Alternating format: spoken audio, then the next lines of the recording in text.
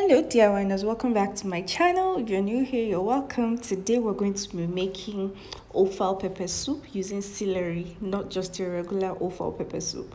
So first our star ingredient is celery, and we're going to be cutting it into bits so that we can use it to make our delicious pepper soup. So this is me just cutting it, nicely so that I can have my meal prep ready.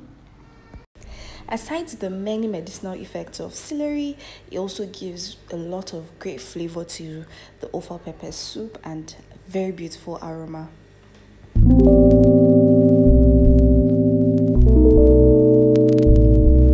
Okay, so these are all of the ingredients I'll be using: seasoning cube, curry, thyme, and salt. There's ginger and garlic that has been grinded or blended.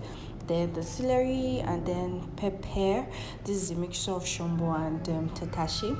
That's a chili and I think hot red bell pepper.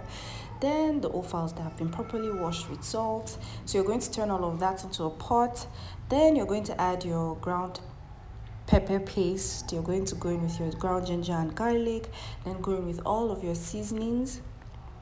Then our star ingredients, which is celery. So yes, you're going to add that into a pot. Then you're going to go in with water. Now be generous with the water because we're even still going to add towards the end, because you want your offals to be thoroughly cooked. Aside the fact that health-wise, it's advisable that you cook offals through and through, so that even if there are possible microorganisms, you'd kill it. So yes, you're going to add some onions, and then you're going to allow that to cook. And this is the water has drained. I'm going to add another one so that it can be tender and soft. So yes, I've added another water, and I'm just going to let that to cook. And once it's drained, then I know that my offals is ready.